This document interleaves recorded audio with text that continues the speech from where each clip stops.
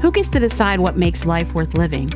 And what happens when disabled people are left out of that conversation, even when the issue is directly about their survival, dignity, and future?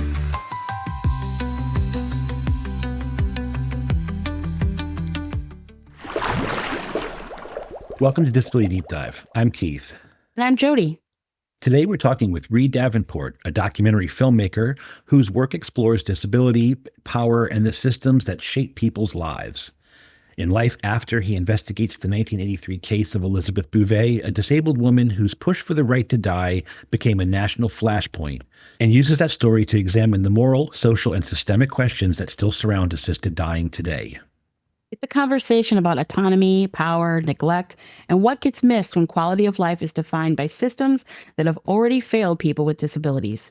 Let's get started.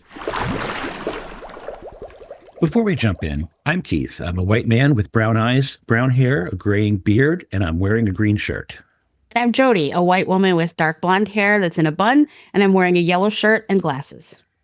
Reid, if you're comfortable, we'd love to invite you to visually describe yourself for our listeners as well. Yeah. I'm Reid. I'm a white man with a brown beard and brown gray hair, glasses, and wearing a black shirt. To start us off, could you introduce yourself to our listeners and share a little bit about your work as a filmmaker and what drew you to telling the stories about disability in such a direct and political way? Yeah, happy to. Yeah. So my name's Reid Davenport. I'm a documentary filmmaker, and I guess I've always been interested in disability. I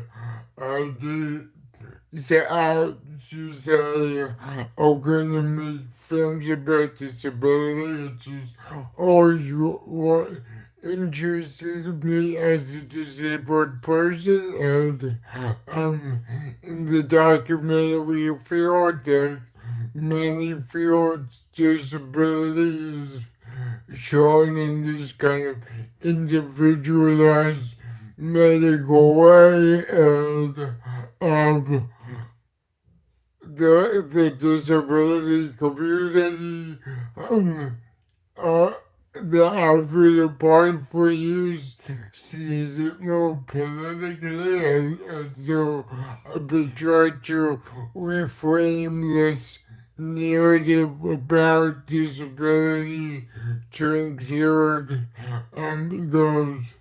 that political framing. Excellent. Well, that gives us a strong sense of where you're coming from, and let's turn to your newest documentary, Life After. It returns to the case of Elizabeth Bouvia and asks viewers to sit with questions that are still deeply unsettled. What pulled you toward this story, and what did you feel had been missing from the way it's been remembered or discussed? I always knew that there was this tension between non-disabled progressives and disabled progressives who are involved in the community around assisted suicide. And I'm really interested in that tension.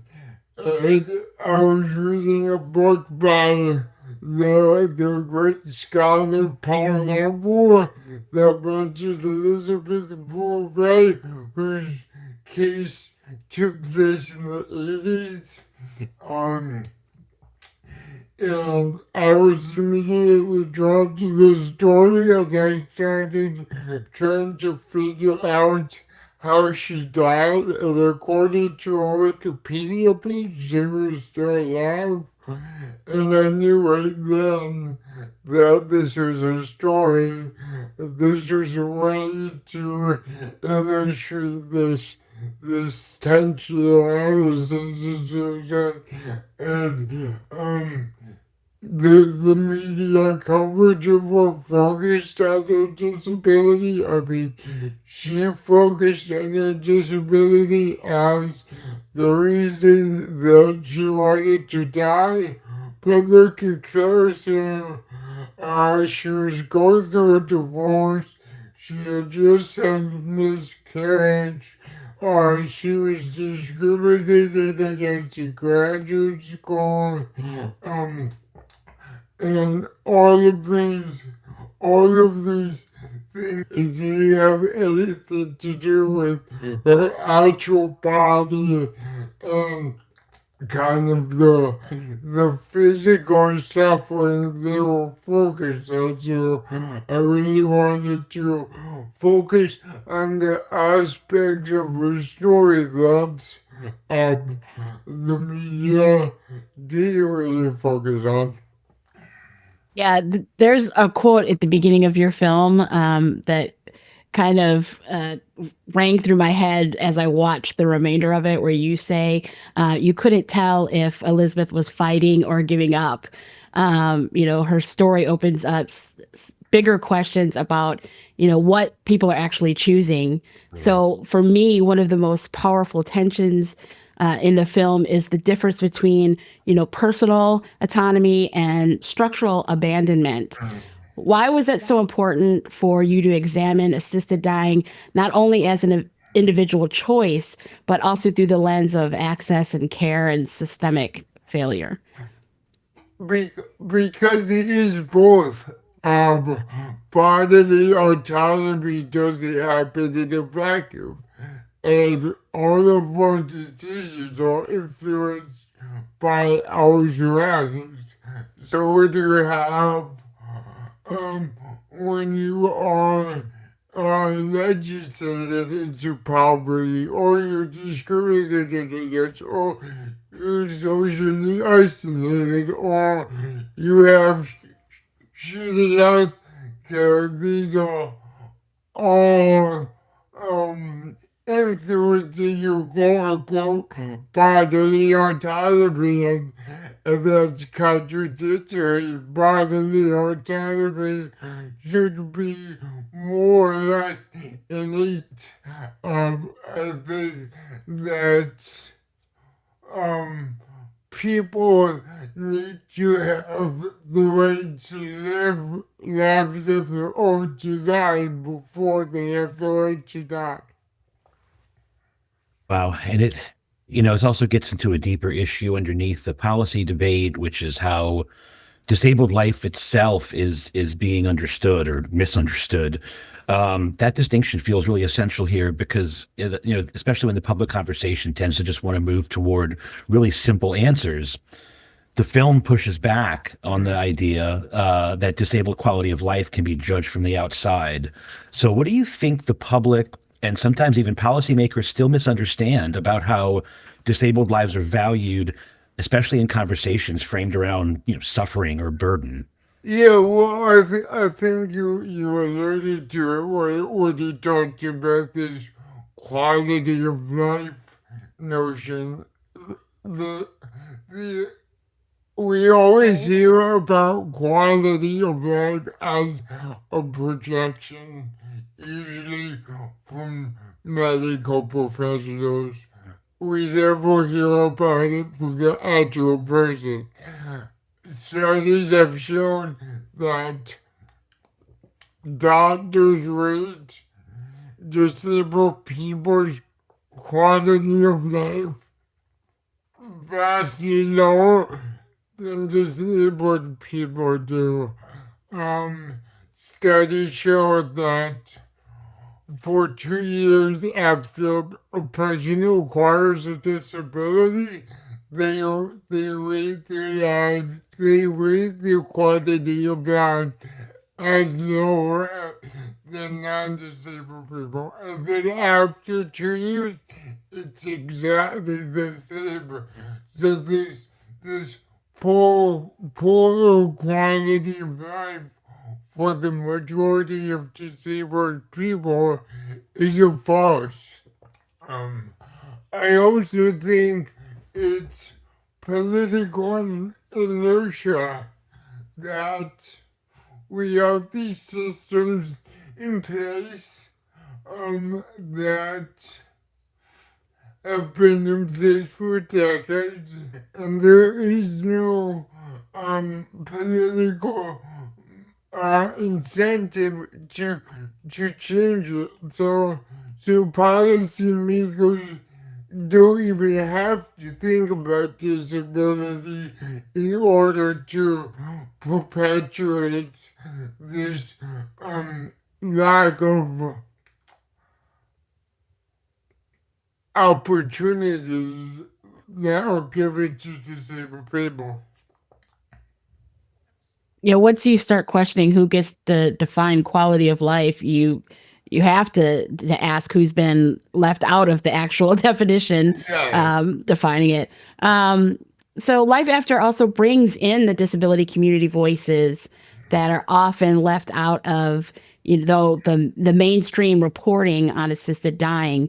Why was that central to the film, and how did those perspectives reshape or even deepen the story for you? Well, I mean, this is a film about disabled people, so it should get the voices of disabled people, and that's really obvious, and yet that doesn't happen yet. We see stories filmed books about disability by non-disabled people, so it feels like a really low bar to transgress that it's kind of radical to tell a story about disability with disabled people. Um,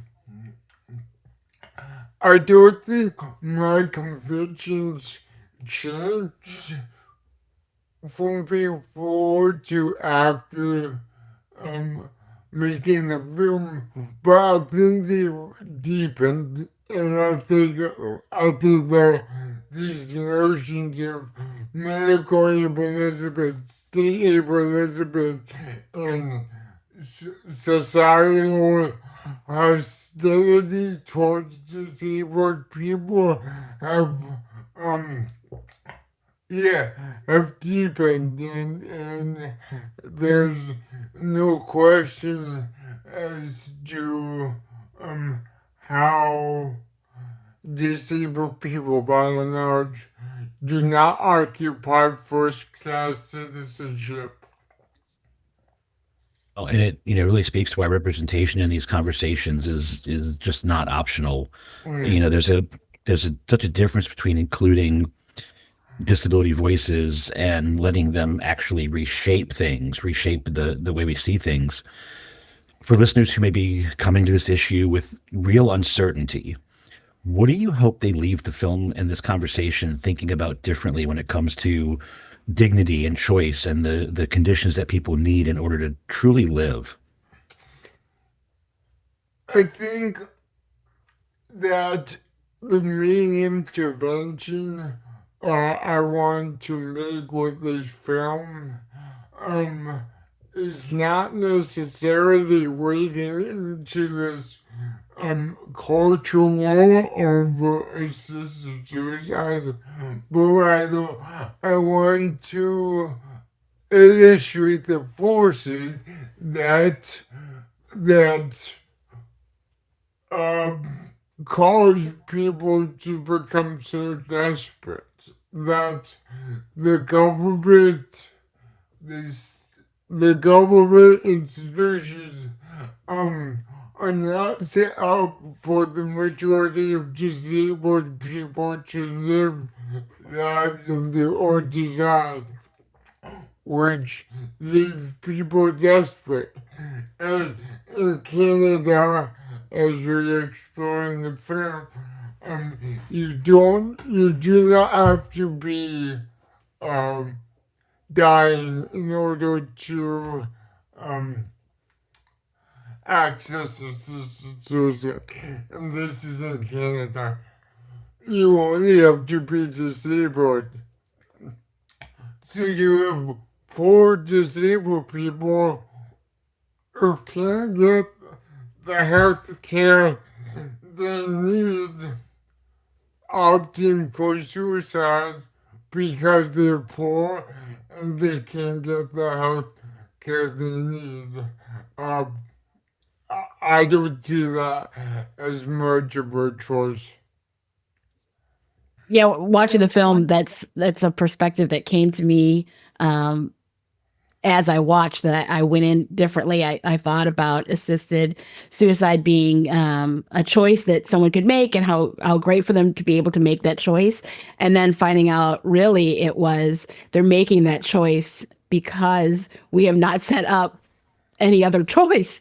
We're not taking care of them in the beginning. It's a cop out for a lot of legislators and things. So it's very eye opening for me.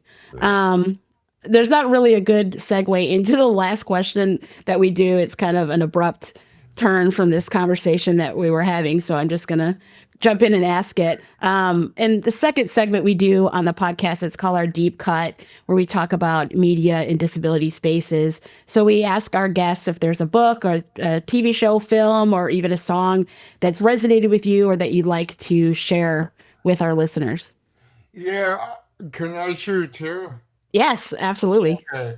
I was late to the party, but I've just read Lakshmi's work, and it's stunning. It's Yeah. Specifically the futures disabled. It just and I know that that white disabled people are not the primary audience. I know it's primarily for people who are involved or can be more involved in the disability justice movement, which is primarily queer and BIPOC disabled people. But I feel like it really allowed me to justify and accept the way I do things more. And I've also been reading an anthology by Joseph Quigley, who's an artist and an art historian, and some of the ideas and the way he incorporates ADA complaints, for example, or as a deaf person, his conversations that he's written down for people who don't sign has been a really joyful read. That's both great choices. Nice, yeah. Thank you. I love both of those for sure. Well, Reid, thanks again so much for joining us. And this has been a really thoughtful conversation. It's such a interesting and also challenging and deep subject to discuss. And your film does a great job, shining a light on it. And thanks for talking to us about it. Thank you so much. It was a pleasure to be with you. Thank you. Thank you. All right, take care. Stay tuned. This week's Deep Cut is coming up.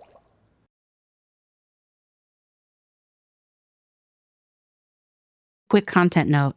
This episode includes discussion of assisted dying, suicide, disability quality of life, and the way care systems can fail people with disabilities. We know these topics can be difficult and personal, so please take care when listening and pause if you need to. Today's Deep Cut, we're talking about Life After, the documentary from filmmaker Reid Davenport.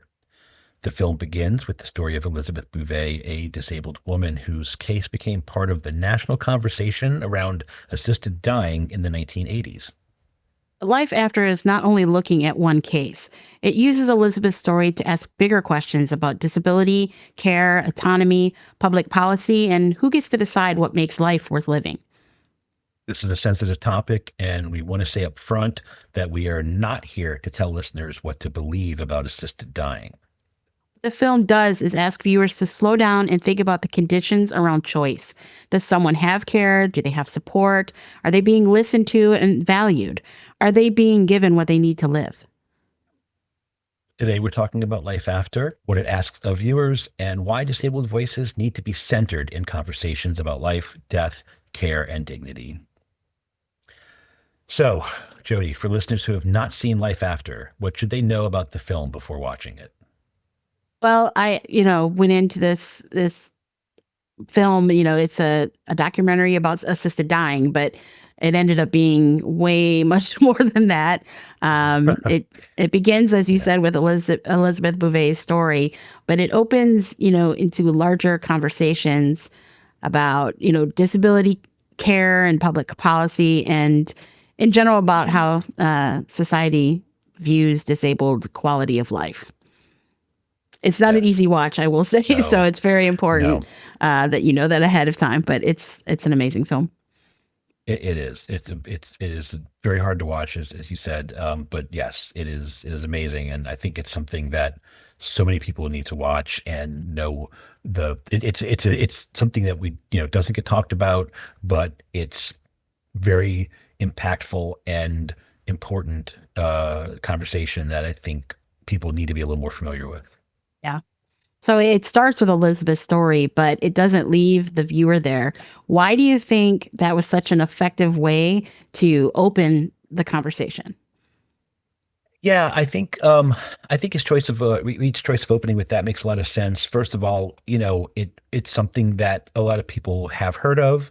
It's one of the only stories related to this that is was nationally publicized and was just like all over the news at one point, like in the in the 80s. Um, but I also think it added there's sort of a mystery behind it. As Reed mentioned, he wasn't sure if she was alive or dead, what had happened after that case. Once it was over, it just kind of was over, and nobody Yeah. really got to learn anything more about her, or what became of her or her story. So it's sort of like a mystery, essentially, and I think you get hooked into wanting to know more about what happened and that fate. And while it is very heavy, very hard to watch in some ways, I think it grounds it in a way that you want to keep watching it and you want to find out what happened. So I think putting it together that way makes it more approachable than if it was just you know jumping right into here are the current laws Yeah. and problems, and it adds story to something that's I think it was needed. Yeah, definitely. So when the film moves from Elizabeth's case into present day conversations about assisted dying, what changes for the viewer? I think you kind of touched on it a little bit. The shift makes it more immediate as to what's, happening. You first learn about her case and you're watching it and there's this footage from the past and it's centered on this one person and this one legal case. And then it starts connecting, the history to what's happening now. And it became clear to me that these questions, this idea has not gone away and it hasn't been solved and it hasn't, Yeah, really yeah, moved forward. You're no longer just looking now at Elizabeth's story. You're being asked to think about policies and attitudes and care systems that are around people with disabilities today. And I think that made it harder to sit with because again it's not something that's taken care of, that's done, that's passed, that's whatever. It's these are choices and decisions that people with disabilities are making, are having to make now, which you know is very difficult. um absolutely. well, her story is very specific, but the film uses it to ask questions about today. Why do you think her story still matters? Yeah, I think primarily because it is something that still we're talking about today and needs to be dealt with.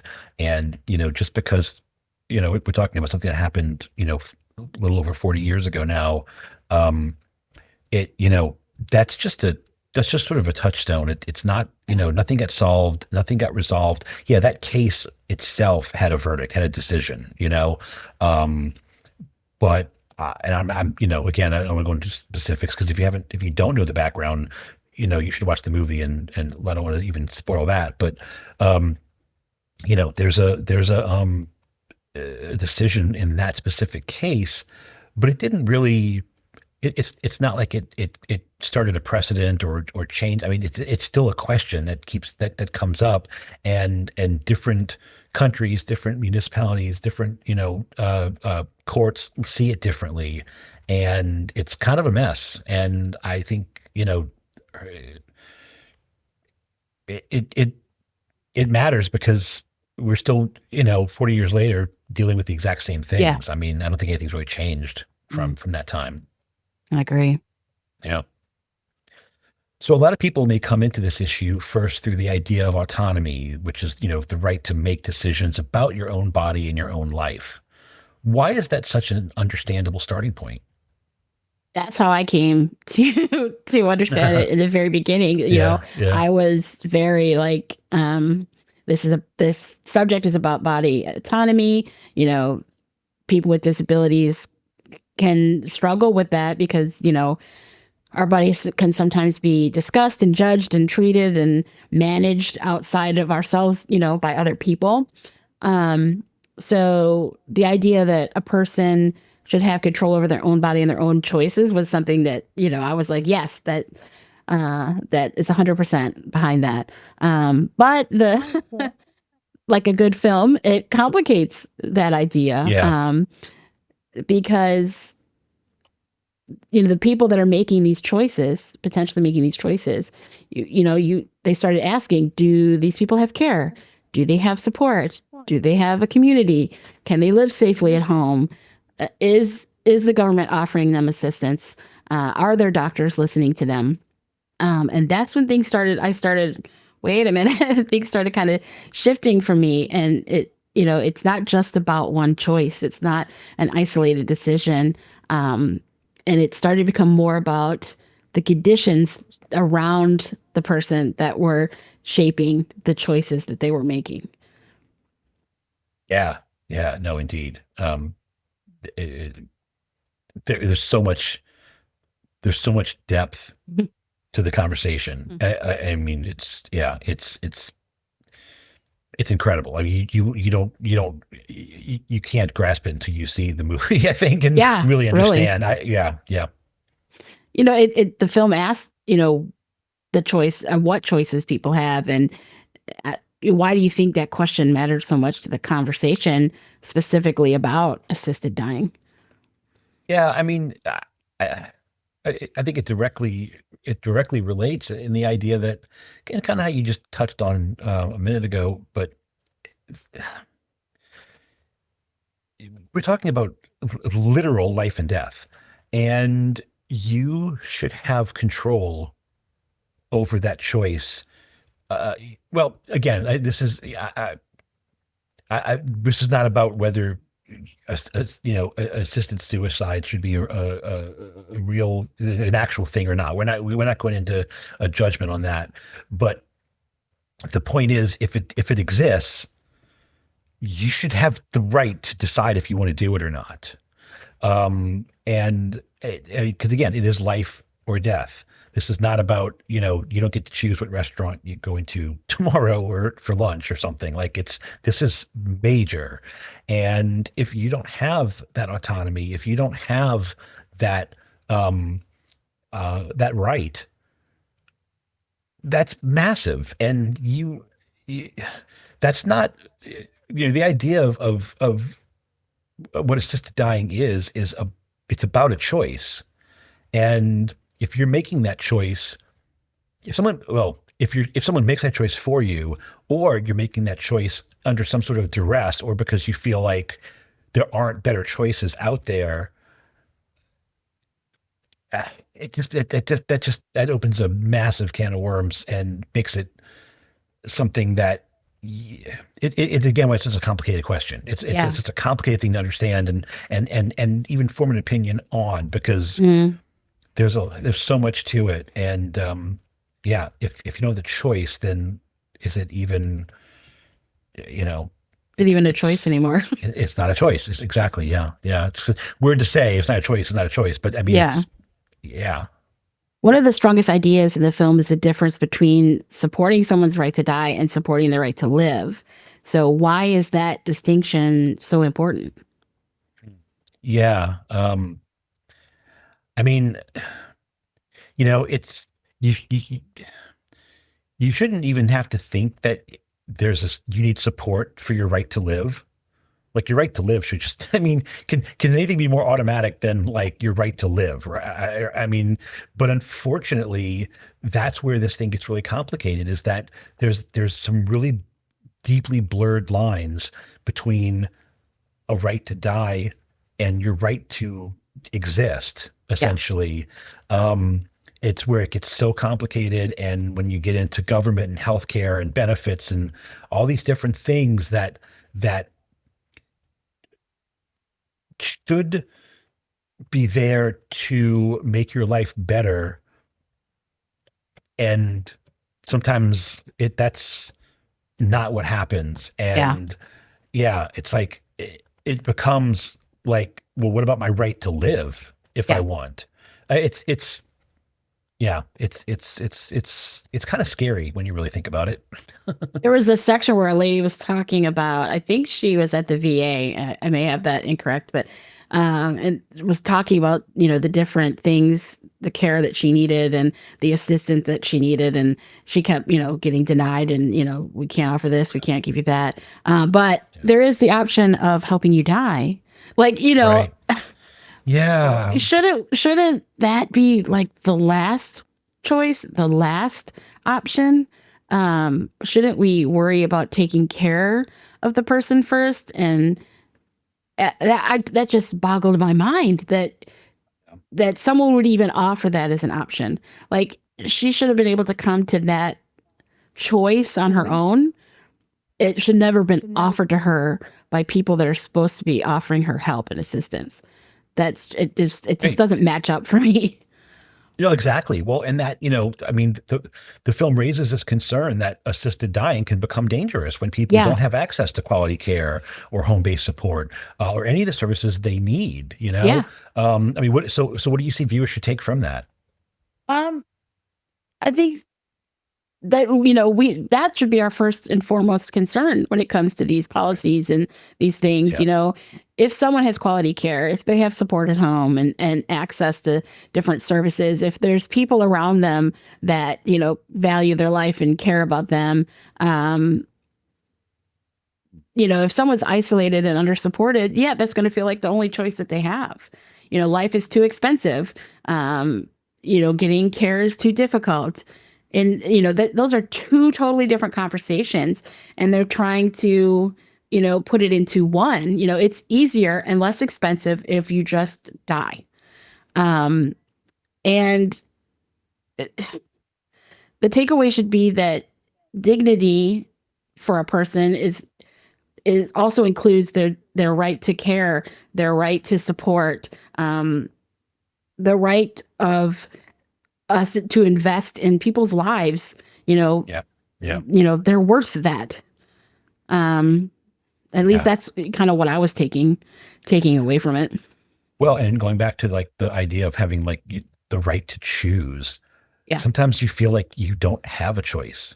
Yeah. I mean, it's like you're led to believe maybe that, well, all these other options don't exist, so this is what's left. Yeah. It's like, Yeah, really? sorry. Like that's what's left? I die? Yeah. Yeah, it's right. So this is another moment that kind of rang through my head after it came up and watching it was where Reid filled out the form online about his disability and his quality of life. And, it kind of starts out a little tongue in cheek and funny, but then it becomes really serious. How did you feel about that moment?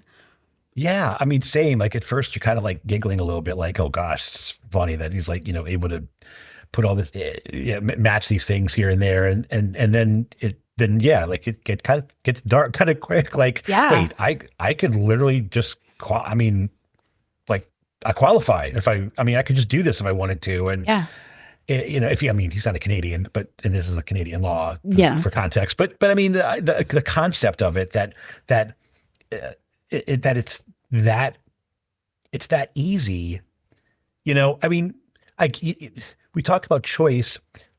I do think though that there are some choices that shouldn't be like that easy to make. Yeah. I think there Yeah. needs to be guardrails and bigger processes involved before, just to even consider it. Yeah. And talk to the right people and make sure that there really is no other choice, or that it really is the right decision for you.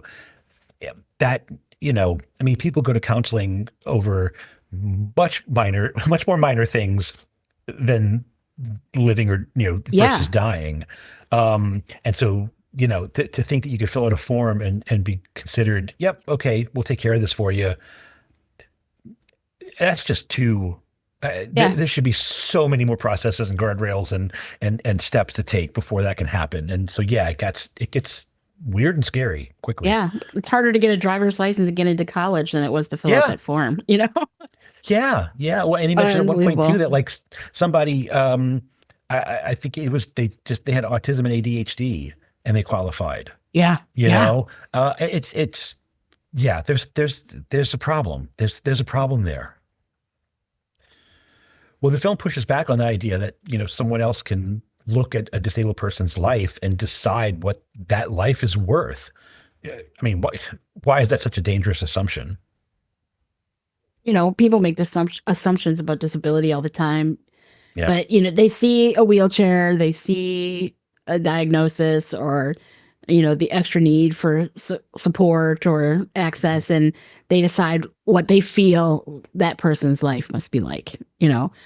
And you can't understand anybody's life, by looking at them. No. But it happens to disabled people all the time.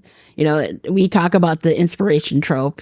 It's the opposite. Either your life is so meaningful that you inspire so many people, or your life is crap and you should just, consider assisted dying. So I think that's one of the reasons why it's powerful. It's because they're really asking who gets to decide what suffering is and who gets to decide what level of suffering. And on the flip side, who gets to define what dignity is, and who gets to decide what life is worth supporting and investing money into and help. Yeah. No, for sure. Absolutely. One of the things that Reid had said also was that the film isn't just about suicide. It's about what happens to people who are trying to just find a place in the world that's rejecting them. Everything is full of red tape and inaccessible. How do you think that can change the way we understand the film? When you first go into it, you're feeling like it's about assisted suicide. How can that change that? Yeah, no, you're right. It does change it a lot, and it shows that, again, it's as you sort of just touched on, it's people's view of disability and making judgments, overly simplistic judgments that are, don't really account for the life that someone's leading, and could never like understand or be in that person's shoes. It becomes this idea that people with disabilities it's fine if they're not in the way and they can live their life, and okay, no problem. But if there's ever a problem, or it's going to cost this money, or it's going to be a drain on resources, or whatever, is that life worth it? Yeah. And that question doesn't come up for other people. Like, that's not, I mean, I know lots of people have had struggles and lost jobs and had problems, and you don't ever think, oh, maybe it's best if you just died. Yeah. No, that would be an absurd thing to say. But for some reason, if it's a person with disability, that seems to some people, a valid question to ask. Yeah. It's right. It's it's angering, and it's of course deeply ableist. Um, eh, yeah, but you're right. I mean, it makes the film.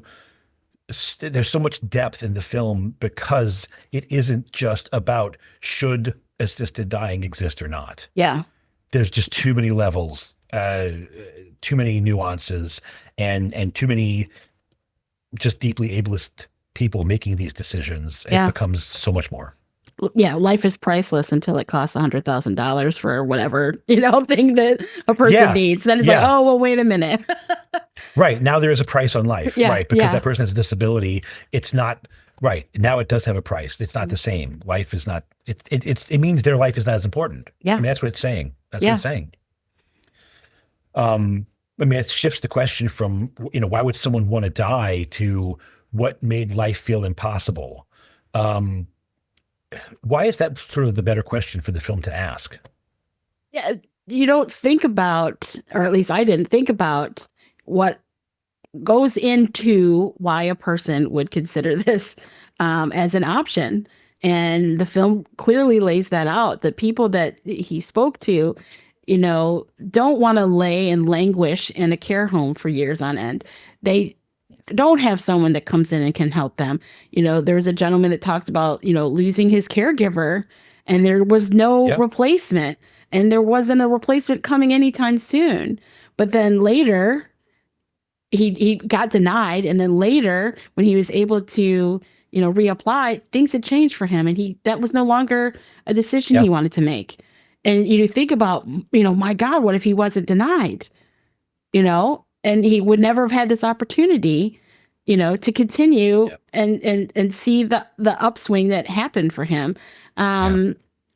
It lets you know that when systems are failing people, they are pushed to the edge, and that becomes a choice that is made out of desperation, I think, more than a conscious choice. I think some people, I can't speak for everyone, can make that choice, but a lot of people, I think, are pushed to that choice. And I think that's the question that the film is asking is, what is behind the choice that these people are making?